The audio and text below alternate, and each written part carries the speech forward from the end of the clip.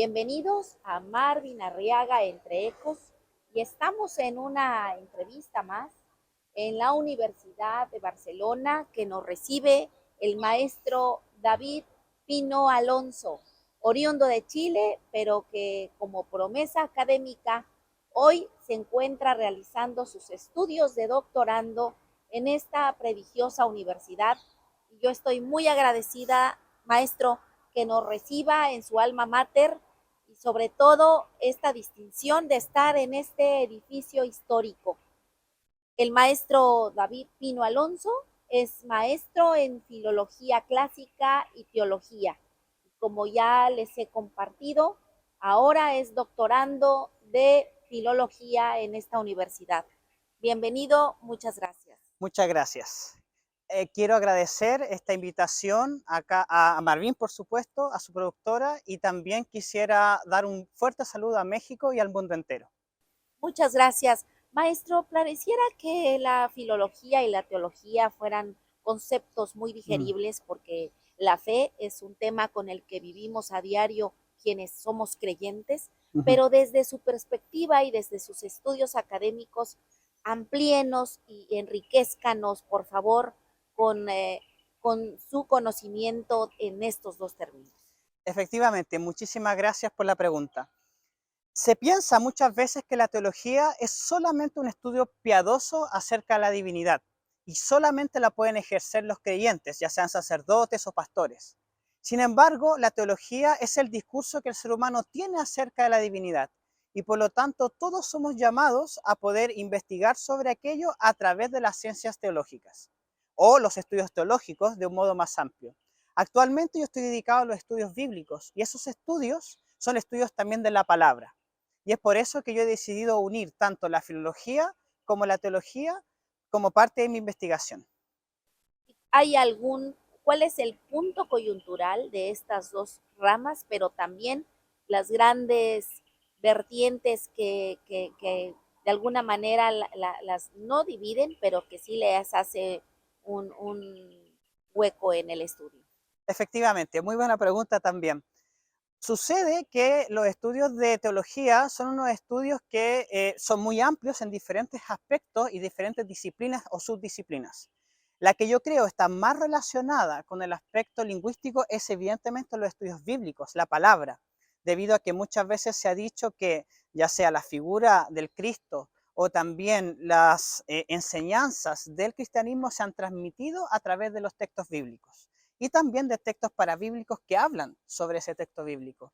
Por lo mismo, los estudios de las lenguas originales de la Biblia y aquellas lenguas a las cuales este texto se ha transmitido y traducido son esenciales para poder comprender mucho mejor cuáles son los alcances del texto bíblico y las interpretaciones que se han hecho con la historia. ¿Y esto por qué es tan importante? Porque como la religión y la teología son parte de la vida de millones de personas, es importantísimo poder determinar cuáles son las interpretaciones que están más acordes a las mismas palabras del texto, no traicionando ni haciendo interpretaciones que me convengan a mí como grupo o como persona. Se ha comentado también, no sé si ha sido parte de su estudio o Ujú. que usted ha encontrado ¿Sí? en sus investigaciones, que es falso o que no es cierto esta traducción de los primeros escribas de las traducciones de los evangelios. ¿Cuál es su opinión? Bueno, más que ser cierto o no ser cierto, nosotros hablamos que la Biblia fue escrita en 3 idiomas originales hasta ahora, de lo que se sabe. El hebreo, el arameo en una medida muy pequeña y el griego.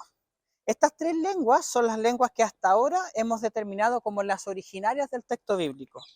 Y luego este texto se tradujo a otras muchas lenguas, entre ellas el latín, en donde efectivamente ha habido una tradición en donde muchos de estos escribas introdujeron modificaciones al texto con la intención de poder tener una interpretación más cercana a su ideología. No son para nada falsos de ningún modo de vista, pero sí depende mucho de cuál es la tradición y la traducción que se utiliza, cuál sea el verdadero sentido que tiene el texto y lo que debemos investigar finalmente. O sea, no es que sean falsos, sino que pueden ser tendenciosas muchas veces esas interpretaciones. ¿Y ha encontrado alguna diferencia o qué es lo que ha Ujú. enriquecido en sus estudios de investigación, que en este tema de las religiones que es Sí, tan controvertido, exacto. está pues la Torá, se Sí, encuentra la Biblia católica, la sí, Biblia evangélica. sí, ¿Cuál es su opinión al respecto? Y sí, bueno, el Pentateuco, ¿no? efectivamente, También, sí. ¿qué nos pudiera comentar en este tema? Muchas gracias por esta pregunta y comentario porque me da el pie para poder diferenciar algunos términos que es muy importante tener en cuenta. El Pentateuco y la Torá son lo mismo, ¿ya? La Torá es el nombre en hebreo del Pentateuco, que está en griego. O sea que finalmente son el mismo texto, aunque la traducción evidentemente también tiene diferencia en su interpretación. Pero en esencial son los primeros 5 libros de la Biblia, ¿no?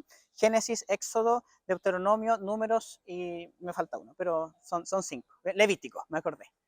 Luego de esto, es importante determinar que la Biblia cristiana ya fue dividida en algún momento en Biblia protestante y católica, porque los católicos tenían unos textos llamados deuterocanónicos que no son reconocidos por las iglesias protestantes. Y en mi opinión, eso está bien. ¿En qué sentido? En que cada una de las personas y las comunidades han ido interpretando el texto bíblico según sus propias vivencias, debido a que no somos esclavos de la Biblia, sino que la Biblia es una manera de expresar nuestra religiosidad. Y por lo tanto, tanto cristianos católicos como cristianos protestantes y también ortodoxos, que también tienen su propia vertiente, eh, tienen una misma validez para la comprensión del fenómeno religioso. Para mí no es un problema, de hecho, es una riqueza cultural que nos permite entender de que estos mismos textos bíblicos han sido interpretados de manera diferente en diferentes culturas. Qué maravilla.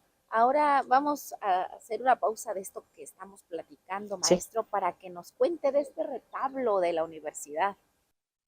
Bueno, yo no soy experto, digamos, en este tema, pero sí aquí encontramos en la universidad un edificio que si bien no es de lo más antiguo de Barcelona, yo diría que es de los más hermosos.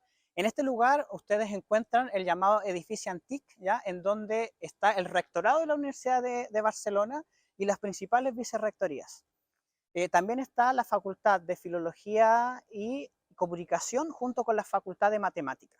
Por lo tanto, en este lugar se concentra la mayor cantidad de riqueza histórica de la universidad. Tenemos una capilla también muy antigua en donde se realizan graduaciones y finalmente también una biblioteca muy, muy antigua en donde hay un fondo, ¿ya?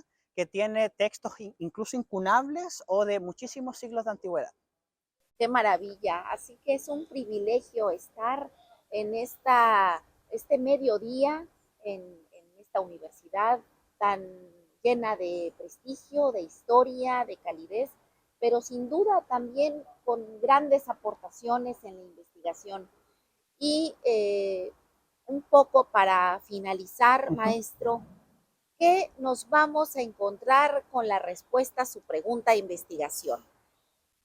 Denos un adelanto de lo que esta maravillosa tesis que está usted haciendo nos va a dejar a quienes queramos el día de mañana consultar, o igual un par de libros habrán de salir de esa tesis Eso esperamos. y sobre todo, ¿cuál va a ser la respuesta a esa pregunta? ¿Qué va a comprobar con ese estudio de investigación? Muy bien, sí. Todas las tesis doctorales lo que buscan es dar un pequeño aporte al conocimiento de la humanidad. Eso es muy importante. Mi tesis es un recorrido durante muchos siglos de los términos ligados a la pureza a partir de los evangelios canónicos para llegar finalmente a tratados de demonología del humanismo. Ese recorrido se hace evidentemente en la lengua latina, que es la lengua de principal difusión cultural de la época. Y una de las cosas más preciosas de esta tesis es que lo que quiero trabajar es cómo hay personas o grupos que han sido excluidos por la sociedad y que esos grupos de alguna manera son incorporados nuevamente por la figura cristiana en cambiando el foco de la pureza, desde el templo de Jerusalén a la misma figura de Cristo.